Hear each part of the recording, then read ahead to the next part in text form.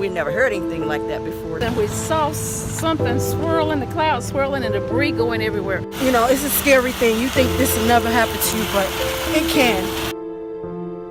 Paneling flew off the side of the house. That's when I realized I was in a tornado, and I just laid down. Honestly, I just went into prayer because I was like, oh my goodness, what does this mean for our students as well as for myself? Whatever federal resources can be made available to families that's appropriate, we'll work closely. It was almost like a war zone. And all I think about was Ashton.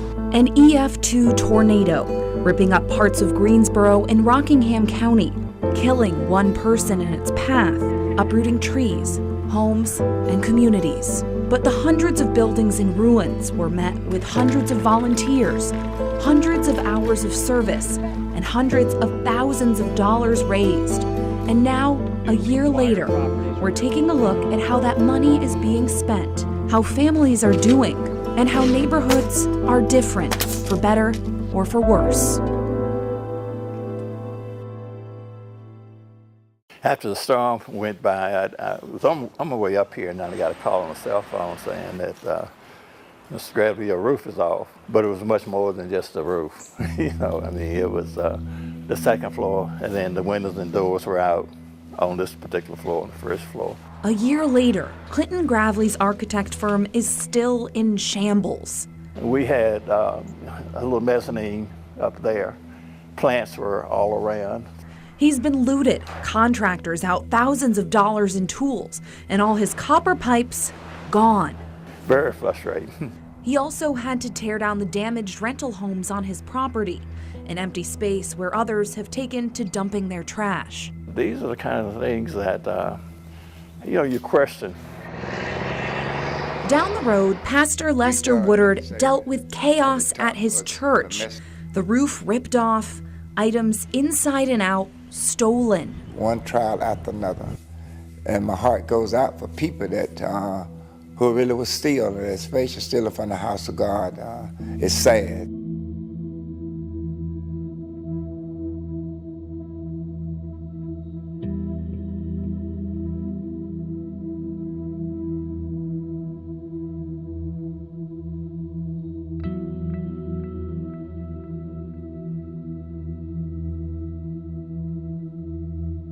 The devastation to Hampton Elementary was amazing. There were 3 trailers right over here, and there was absolutely nothing left of them. It was amazing, right down to the foundation. And I just cried. It was just that sad. I felt upset. I liked it, that school. Pilo School, it's closed, and I don't think they're going to reopen it. I'm not sure. I don't want to start crying or anything, but on that day, I'm just so thankful that it wasn't a school day to look at that area. I'm sure we would have had some fatalities. You know, it's hard to believe that a year has passed. We've made a lot of progress, but there's still an awful lot more progress that needs to be done. I used to cry when I would come into the neighborhood because it's pitiful. The neighborhood is just pitiful. I just don't like the boarding up of houses, and it looks real, real terrible. It do. It makes the neighborhood look bad. People take advantage of you when there's a lot of darkness. You know, they seem to run around and probe and see what you do have. For some reason, we just can't seem to get the lights back on out here. If you drive around the neighborhoods hit the worst, you still see reminders of all the wreck that was there. Blue tarps, houses abandoned, trees still down. It fell down and came across the shrubbery here and landed on my window.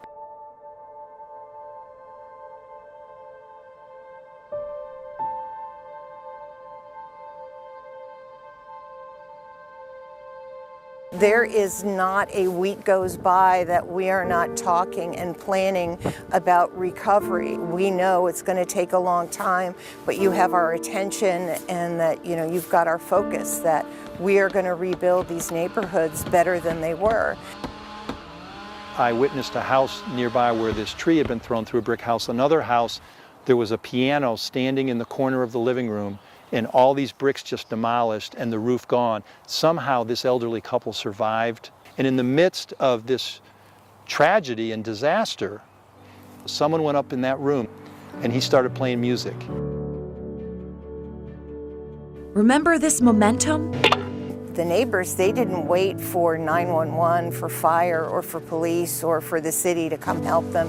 They were just helping themselves, and they immediately mobilized. Do you have water? This feels awesome. I've never seen the support here. I've never seen it anywhere.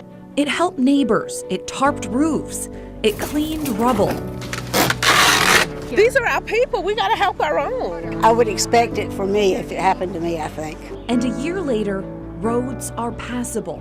That's going to go a long way. Power is back on.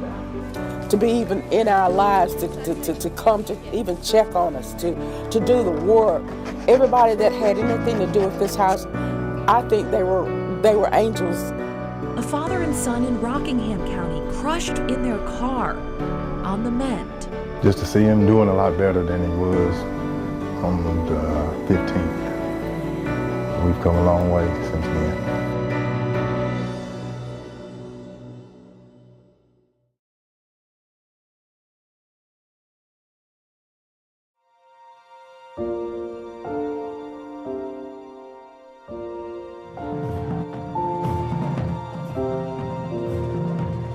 Children are very resilient. I think the children just did extremely well. It's a thank you paper. We're still learning, we're still together, and we're still a family. So let's go about our business and be positive and be thankful that there is a place for us.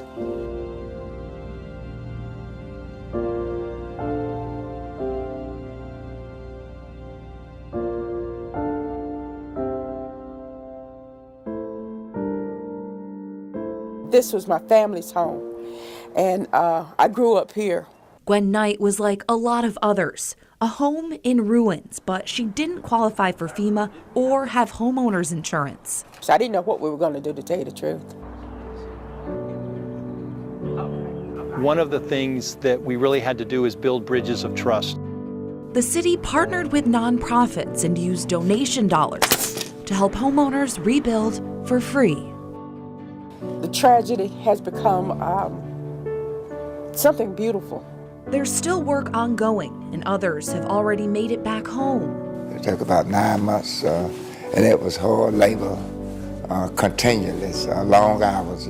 I think sometimes we must go through the valley in order to realize that God is still with us. Some people couldn't come back. And of course, the curiosity is killing me. I'm wondering what's going to be put there. The city is working with partner agencies to try and buy the lots to rebuild. So it's a way to strengthen the neighborhood and the community rather than leaving a vacant lot or a vacant property there.